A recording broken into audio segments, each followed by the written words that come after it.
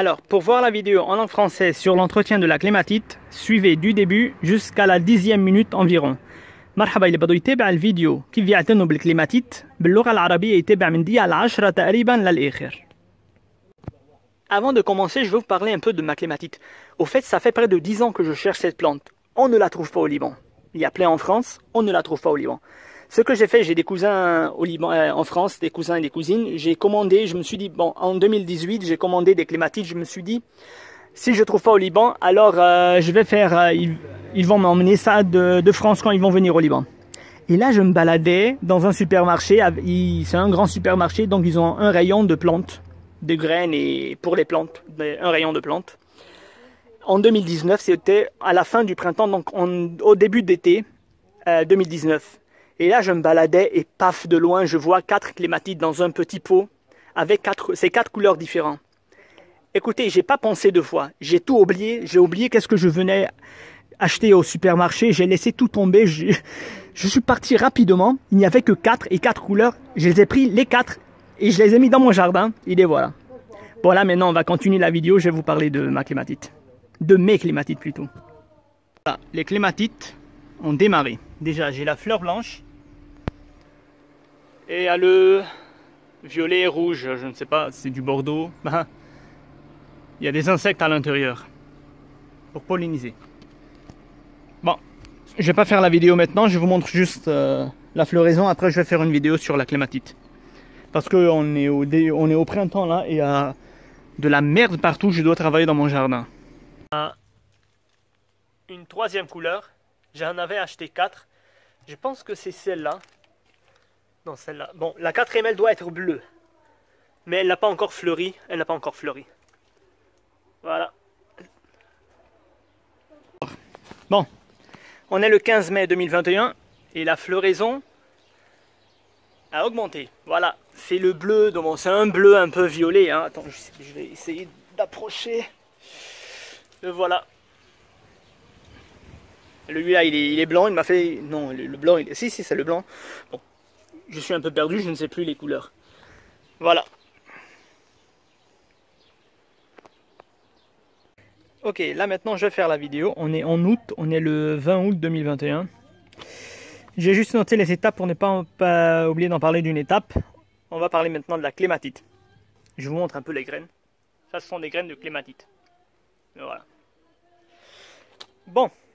Pour l'origine, au fait, la clématite, elle est originaire de l'hémisphère nord. Donc, on va parler des États-Unis, Canada, passant par l'Europe jusqu'au côté nord de l'Asie. Donc, c'est l'hémisphère nord, tout le globe du nord.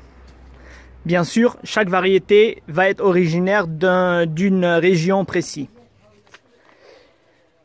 Pour la rusticité, c'est moins 10, voire moins 8 degrés, ça dépend. Ça dépend des variétés. Hein. Mais celle-là, la clématite à grande fleur, elle est résistante jusqu'à moins 10 degrés. Là, on n'a jamais moins 10 degrés au sud Liban, donc ça va, il n'y a pas de problème. Même au Liban, on peut la planter partout parce qu'on n'a jamais moins 10 degrés, même dans les cèdres. Bon, dans les cèdres, on peut avoir moins 5, moins 6, mais pas plus. Pour l'exposition, là, il y a un petit secret. La tête au soleil et le pied à l'ombre. La tête au soleil, le pied à l'ombre, et c'est son exposition idéale. Pour l'arrosage, modéré. Pendant la plantation, bien sûr, on va l'arroser, disons, une fois chaque 2 jours, une fois chaque 3 jours, en pleine terre. Mais après 2 ans, comme celle-là, c'est leur 3e année. Après 2-3 ans, c'est fini, une fois par semaine, c'est suffisant, pas plus. En été. En hiver, j'arrose jamais, tout simplement parce qu'il pleut. Sauf s'il passe une période de 2 ou 3 semaines sans arrosage, sans pleuvoir. Ok, d'accord, pour ne pas faire souffrir la plante, je vais lui donner un peu d'eau. Mais en hiver, en général, j'arrose pas. En pot, ça sera différent. En hiver, comme au printemps, en hiver comme en été, il faut toujours s'assurer que le sol commence à sécher à la surface environ de 4 voire 5 cm avant d'arroser à nouveau. Parce que si la base est toujours humide, on ne va pas l'arroser, c'est que la plante n'a pas besoin d'eau. Bon, on est arrivé. Pour le sol. Écoutez, c'est une plante qui va s'adapter à n'importe quel sol. Là, on est au sud Liban. Mon sol, il est calcaire. Et la plante, elle pousse et sans problème. Donc elle va s'adapter au calcaire, elle va s'adapter dans n'importe quel sol. Mais si vous voulez la mettre en pot, de préférence, c'est une plante qui va fleurir, donc de préférence, choisissez un terreau spécial plante fleurie. Si vous n'avez pas trouvé n'importe quel terreau, n'importe quel sol, il n'y a aucun problème. Pour le rempotage, bien sûr en pleine terre on ne va pas le rempoter, mais dans un pot, après 2 ou 3 ans, on va la rempoter dans un pot un peu plus grand bien sûr avec un support parce que c'est une plante grimpante. Disons, on est arrivé où? À la floraison. Voilà, selon les régions, la floraison sera ou au printemps ou en été. Peut-être en Europe, la floraison va avoir lieu en été, mais ici au Liban, dans mon jardin, c'est à la fin du printemps. Maintenant, pour l'engrais, c'est une plante qui va fleurir. On va tout simplement la nourrir avec un engrais spécial plante fleurie. C'est un engrais ou un engrais à libération lente ou un engrais liquide qu'on va mélanger avec de l'eau. On va faire un apport une fois par mois, une fois chaque 1 mois et demi. Ça va, c'est pas un problème. Ça, si la plante est en pot. Mais en pleine terre comme ça, on pourra une fois chaque 2 mois, une fois chaque 3 mois. Il n'y a pas de problème parce que la plante, elle va se débrouiller tout seul. Personnellement, je parle de mon expérience à moi. Personnellement, j'ai jamais mis de l'engrais à ma plante et elle fleurisse sans problème. Et elle pousse et elle fleurisse sans problème. J'ai tout simplement en 2019, j'ai tout simplement mis un tout petit peu à la plantation. À l'hiver, après la plantation, je l'ai planté en été, mais en hiver 2019, j'ai tout simplement mis un tout petit peu de fumier et tout va bien. Sinon, à part ça, j'ai jamais mis d'engrais. Donc, je pense que la plante va se débrouiller tout seul en pleine terre. Mais en pot, c'est différent. En pot, c'est toujours différent. Pour la taille, c'est à moitié. Paf, à moitié, à la sortie de l'hiver, donc au printemps, début du printemps. J'ai fait une vidéo sur la taille de la clématite. Je vais la poster sur ma chaîne YouTube. Et je vais la mettre aussi dans la description, si vous voulez la voir. La vidéo s'appelle la taille de la clématite. C'est dans ma description sur cette vidéo et c'est sur ma chaîne YouTube. Pour la multiplication, bien sûr, ou par semis, ou alors par bouturage, bien sûr, au printemps. Pour les maladies et insectes, bon, à part quelques limaces et escargots, il n'y a pas de problème pour protéger la plante. On va juste mettre du piment fort, ou du piment en poudre au fait, avec de la cendre de bois aux alentours, et c'est tout. Le piment va protéger, la cendre va protéger la plante des limaces et autres. On a aussi les pucerons. Les pucerons, c'est simple. On va mettre du savon noir ou n'importe quel savon mélangé à de l'eau et pulvériser une bonne fois sur la plante et c'est terminé. Le puceron, il est très fragile, donc il va mourir très rapidement. On a la maladie la plus dangereuse pour la clématite, c'est l'apoplexie. Apoplexie, c'est la maladie du flétrissement. Ça veut dire, on a une belle clématite et là, paf, soudain, c'est un champignon. Et là, paf, soudain, c'est une bactérie, un genre de champignon qui va attaquer la plante.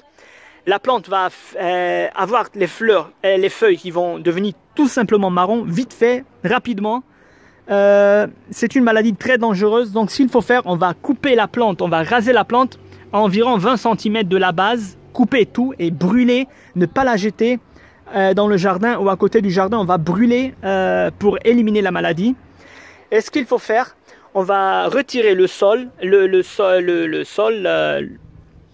aux alentours de la plante, environ à 20 et 30 cm d'une profondeur de disons 10 à 15 cm aux alentours et mettre un nouveau sol sain, sans maladie. Le problème de cette maladie, qu'est-ce qu'elle fait? Elle bouche les vaisseaux de la plante, donc la sève ne peut plus passer et la plante commence à mourir. C'est une maladie très dangereuse. Heureusement, je l'ai jamais eu, donc heureusement pour moi. Bon, une autre chose à propos de l'arrosage. Au fait, l'arrosage. Le secret, c'est qu'il ne faut jamais arroser la clématite sur le pied. Juste sur le pied. Il faut mettre comme ce que j'appelle, le pied, il est là. Là, on est à, disons, 15 voire 20 cm, ça dépend. Là, on a l'arrosage. On a le système d'arrosage. Ici, le pied, il est là. Il faut toujours l'éloigner parce que la clématite n'est pas à avoir les pieds dans un sol très humide. Elle a besoin d'humidité autour de ses racines, mais pas en excès. Voilà. Bon, je pense que c'était tout pour la clématite. Voilà. J'ai plus rien à dire. Et alors, à bientôt pour une nouvelle vidéo. قبل ما نبلش بدي احكي شوي عن الكليماتيت وكيف صار عندي كليماتيت. هلا صار لي انا 10 سنين عم فتش على كليماتيت، ما في منها بلبنان، كتير كتير كتير قليل ما تلاقوا منها بلبنان. في منها كتير بفرنسا وعندي قرايبيني بفرنسا. انا قلت خلص ب 2018 قلت بس بيجوا بال 2019 بالصيفيه حقلهم يجيبوا لي شتله كليماتيت وحطها بالجنينه من فرنسا طبعا. وكان بسوبر مارشي كتير كبير، ما حسمي اي سوبر مارشي. عندهم ريون، يعني عندهم محل عندهم ورد كمان لانه السوبر مارشي بلبنان عندهم دائما ريون للورد. بال 2019 اخر الربيع اول الصيفيه تقريبا، يعني هلكت لاقي منها، ما كنت لاقي منها بلبنان. ب 2019 كنت رحت على السوبر مارشي لاشتري اغراض للبيت، فجاه عن بعيد لقيت 4 بويات و4 الوان، بس 4 بويات وكل بو لون، هولي 4 الوان، 1 2 3 4. اول ما شفتهم كانوا ببو اصغر، كانوا اصغر من هيك طبعا، ما كانوا هالقد. نسيت شو كان جاي اخذ، نسيت الدنيا كلها، ركضت، ما فكرت مرتين، ركضت واخذتهم. لما اخذتهم سوري وقف التليفون حمي كتير لانه عم بصور تحت الشمس ففصل. كنت عم بقول لكم شفت هول 4 الالوان، ما فكرت مرتين، نسيت شو كان جاي اخذ، نسيت حالي اصلا، نسيت. رحت على السريع اشتريتهم وجيت حطيتهم بالجنينه، وهيون هلا مشوا، صار عندي كليماتيت بجنينتي.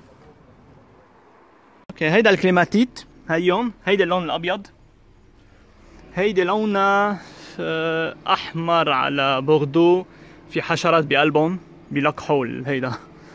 هلا ما حاعمل الفيديو هلا، بس بدي افرجيكم انه نحن بالربيع، لانه بدي اشتغل، ما ماني فاضي، بعدين بعمل فيديو عن الكليماتيك وكيف يعتنوا فيها، لانه هلا نحن بالربيع.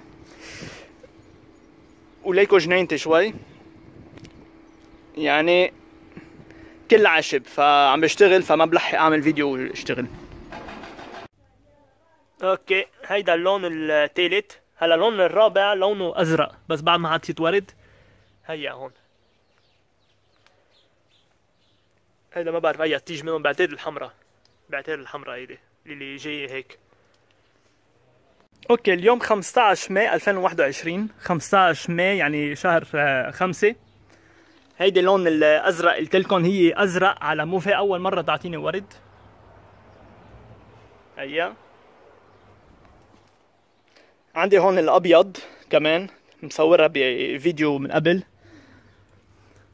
هالوردة هيا هلا حتعطيني كمية ورد كبيرة، تقريبا شي على مدة جمعتين 3 تقريبا، وحيرجع اعمل الفيديو بعدين عنها. وعندي وحدة، عندي هيدي بلشت تطلع بالحامضة، حشيلها منشان ما تطلع، حعربشها هيك. اوكي، هلا بدي احكي عن الكليماتيت. هلا نحن 20 اوت 2021، يعني شهر 8. بس في الاتابات منشان ما انسى، كتبت الاتابات منشان ما انسى احكي عن شيء. بدنا نبلش بالاصل.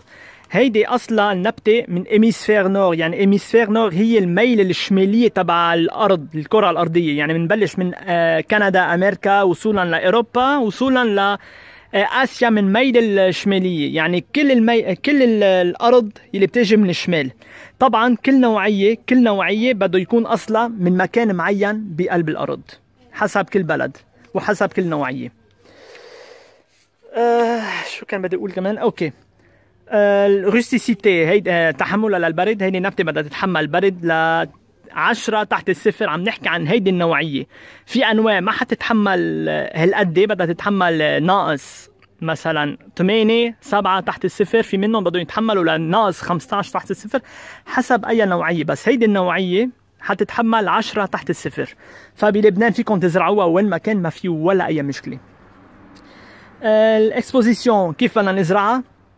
راسها على الشمس وارضها الشروش على الفي، مثل ما موجوده هلا بالضبط. نبته راسها على الشمس وشروشها على الفي، هيك بيزرعوها. هلا اكسبوزيسيون حكينا. اروزاج السقايه، هلا هيدي بس اول ما تزرعوها، طبعا اول سنه بدكم تزرعوها، بدكم تسقوها مره كل يومين، مره كل 3 ايام، بس منشان يمشوا شروشها بالارض. بس بعد شي سنه ونص لما بيمشوا الشروش، مره بالجمعه بتكفي بالصيفيه اذا كان بقلب الارض طبعا، او مره كل 5 ايام. بس اذا كانت ببو بيختلف الوضع. بالبو بالصيفيه او بالشتويه هي ذاتها بدنا نتاكد انه الارض بلشت تنشف تقريبا على 4-5 سم قبل ما نرجع نسقي، لانه اذا الارض فيها مي من فوق يعني النبته فيها كثير مي مش لازم نسقي، لانه اذا سقيته كثير حيصير في تهرولها شروشها والنبته بتموت. هلا بالشتويه بقلب الارض بيختلف الوضع. انا ولا مره ساقيها بالشتويه لانه اصلا عم بتشتي فالارض حتضلها رطبه، او اذا في اوكي جمعتين او 3 بوقت 3 جماع مثلا ما شتت الارض بدها تبلش تنشف، ساعتها منشان ما نهلكها للشتله اوكي بنجي بنسقي، بس اجمالا ما بنسقي ما بسقي انا بالشتويه لانه ما في لزوم. هلا هيدا كان بالنسبه بشغله صغيره للسقايه. النبته ابدا ما بتحب المي دغري على شروشها، فاللي لازم نعمله بدكم تحطوا السيستم، اذا عندكم سيستم او بدكم تسقوا هيدا الشروش تاعولها، هيدا الشروش تاعولها وهيدا السيستم هون. شفتوا بدكم تتركوا على القليله شي مسافه 20 سم، لانه النبته بتحب الرطوبه حول الشروش تاعولها، بس ما بتحب الرطوبه كثير على ارضها على الشروش تاعولها، فبدكم تسقوا بس حول النبته. اوكي وين وصلنا؟ هيدي بالنسبه للسقايه. سول الارض، هيدي بدها تطلع باي ارض. هون ارض كلسيه بالجنوب، ارض كلسيه والنبته بتطلع وما في ولا اي مشكله، بتطلع بتراب اسيد، بتطلع باي نبته هلا باي تراب ما في ولا اي مشكله. بس اذا كانت موجوده بقلب البو طبعا هيدي ورده نبته بدها تعطينا، هي عربيشه على فكره، بدها تعطينا نبته، بدها تعطينا ورد، فالافضل اذا لقينا تيرو خصوصي للورد يعني تراب خصوصي للورد نترك كل شيء وبنستعمل هيدا التيرو سبيسيال بلانت فلوري، يعني تيرو خصوصي للورد. اذا ما لقينا فينا نستعمل اي تراب ما في ولا اي مشكله. وين وصلنا؟ رامبوتاج. هلا بقلب الارض ما حنعمل رامبوتاج يعني لما نزرعها ببو اكبر، بس اذا كانت ببو طبعا بدكم تحطوا لها شيء منشان نتعربش عليها لانه عرباشه مثل ما قلت. بدكم تزرعوها كل 2-3 بدكم تنقلوها لبو اكبر ليمشي شروشها بشكل افضل. فلوريزون الورده تاعولتها حسب المناطق، او بالربيع او بالصيفيه. هلا هون بلبنان لانه الشوب اكثر من اوروبا بدها تعطينا الورده تاعولتها بالربيع. باوروبا حتعطينا الورده تاعولتها، او بامريكا بدها تعطينا الورده تاعولتها بالصيفيه. انغري كيف نغذيها؟ اذا كانت ببو بدنا نحط لها هيدي نبته بدها تعطينا ورد، فبدنا نحط لها انغري سبيسيال بلان فلوري، يعني انغري خصوصي للورد. مره كل شهر ونص تقريبا مش اكثر من هيك بالربيع وبالصيفيه.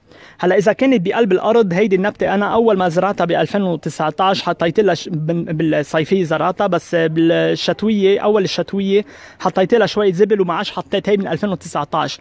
فالنبته ما في بحاجه اذا كانت بقلب الارض تقعدوا تغذوها، لانه اصلا النبته حتتغذى لحالها بشكل طبيعي مع الورق اللي بدهم يوقعوا وهيك، وهي صار لها 2 سنين بلا غذاء بلا انغري سبيسيال بلان فلوري، وهي النبته عايشه وعم تعطيني ورد، فما في لزوم. بس بالبو بيختلف لانه بالبو ما إلها مجال، ما عندها منها بطبيعتها، فبدكم انتم تيجوا تغذوها للنبته. عندنا التاي التشحيل بدنا نقصها عن نص اخر الشتويه يعني اول الربيع.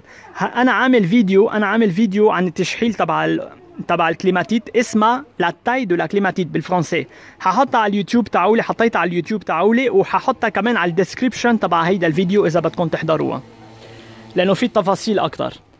هلا الملتيبليكاسيون كيف بنكتر منها؟ او البذر، هول البذر تاعولها، او البذر بالربيع، او كمان بوتوراج يعني بنقص شتله من شقفه منها وبنزرعها كمان بالربيع. هلا الامراض والحشرات تاعول النبته عندنا شو اسمه هيدا البيسرون هي المان ولا اهين من هيك. بنجيب صابون، حيلا نوع صابون، بنخلطها مع مي وبنطص مره منيحه عليها. المان ما بتتحمل، كثير حساس، ما بيتحمل ابدا، ما حتتحمل الصابون فحتموت دغري. عندنا كمان ليماس واسكارغو. ليماس واسكارغو هي البزاء، الاسكارغو هي البزاء، والليماس هي البزاء اللي ما إلها البيت. لنجي نحمي النبته شو بنجي بنعمل؟ بنجيب حار بودره او رماد خشب بنحطها حول النبته بهيدا الشكل، بشكل طبيعي لانه هيدا بيو. بشكل طبيعي طبعا الليماس والاسكارجو ما حيقربوا على النبته. عندنا مرض كتير خطير اسمه مالادي دو فليتريسمون، يعني لما بتدبل الورق تاعولها اسمها ابوبلكسي. هيدي الابوبلكسي كتير خطيرة، بتكون النبتة كتير منيحة، فجأة شو بتصير؟ بتلاقوها يبست ودبلت كلها. هيدي ابوبلكسي. شو بتجوا بتعملوا؟ بتقصوا الارض، بتقصوا الشتلة تقريبا على 20 سنتي من الارض، يعني بتتركوا بس ال 20 سنتي لترجع تفرخ عن جديد، وبتحرقوا كل شيء، ما بتكبوها بالجنينة ولا حدكم، بتحرقوها حرق منشان تلغوا هيدي المرض الفطري. واللي بدكم تعملوه بتشيلوا على غمق 10 او 15 سنتي من الارض على مسافة 20 او 30 سنتي حول النبتة، وبتكبوها طبعا بعيد عن الجنينة او بالزبالة او ما بعرف هون شو بتعملوا فيها، وبترجعوا بتحطوا تراب جديد ما فيها امراض، لانه هيدا كمان بينتقل على التراب. بهيدا الشكل بترجع بتفرخ وبترجع بتعيش. شو هيدا المرض شو بيعمل؟ بيفوت بالمسامات، يعني بالتيج، بتسكر المسامات، بتعمل كواجوليه، بتسكر المسامات، فالنبته ما عادش فيها تعطي غذاء وما عادش فيها تعطي مي، يعني السيف ما عادش تمرق بالنبته، وبتبلش تموت، لانه عم بتموت، ما عم تتغذى، ما عم بتشرب، بتبلش تموت وتدبل وتيبس. هيدا مرض كتير خطير. اوكي، طيب هيدا كان كل شيء عن الكليماتيت، ما عادش عندي شيء اقوله. وردة كتير حلوة، أنا بنصحكم فيها، وبنشوفكم بفيديو تاني مع نبتة جديدة.